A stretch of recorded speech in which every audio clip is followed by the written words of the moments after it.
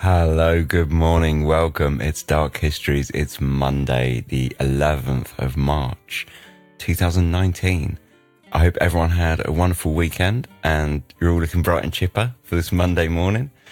This morning, we're going back to 1853. We got some stories from the Globe newspaper. Camborne Institution. At the town hall on Wednesday evening last, Mrs. Balfour of London delivered a highly interesting lecture on the moral and intellectual influence of women in society. The subject was treated in a very able manner, and it was shown from the many eminent characters that are named in the annals of history that woman has not been, nor is, inferior to man in point of intellect and moral excellence. From the attention paid and the many plaudits expressed, it was seen that great satisfaction was given. Christ, you can just imagine that, can't you? The plaudits that were expressed by the intellectual whiskered blowhards in the room. You can just see it, can't you? Didn't the dear little lady do well, standing there, speaking intellectually just like a man? She might be onto something, you know. Now someone clear her out so we can get to smoking and get this man's club back to what it should be. You know, maybe I'm just cynical, but I just can't read that without feeling some sort of patronising tone. Now, aside from being full of misogyny, the Victorian era was also full of danger. You know, it's still an era where today's trivial diseases could have, been life-threatening. And most of the dangers have thankfully left, our modern society, but who knew that things could be quite this dangerous? A singular cause of death.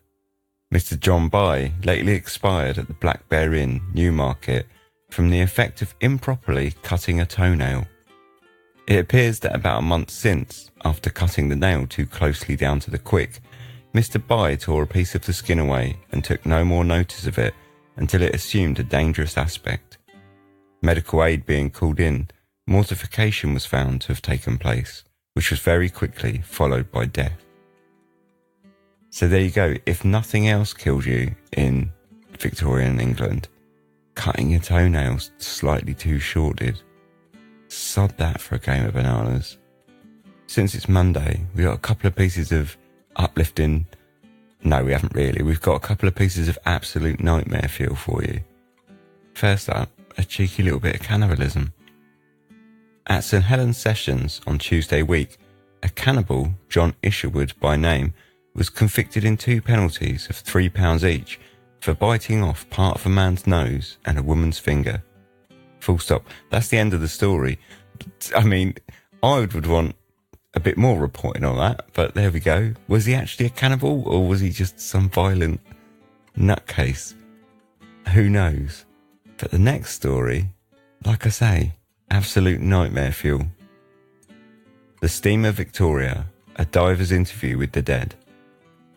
The plate in the Queen Victoria cabin has been saved by a diver, but the man protests that nothing in the world would induce him to go down a second time, as the scene in the cabin was the most horrible he had ever witnessed. He thought he had entered a waxwork exhibition, the corpses never having moved from their positions since the vessel went down. There were some 18 or 20 persons in the cabin, one and all of whom seemed to be holding conversation with each other, and the general appearance of the whole scene was so lifelike that he was almost inclined to believe some were yet living. Imagine that, the bottom of the sea in Victorian deep sea diving gear, climbing through a shipwreck, and that's what you're presented with. I cannot blame the man for not wanting to go back down. So there you go, a little bit of Monday morning nightmare fuel for you all. Have a great day. Let's get this week started.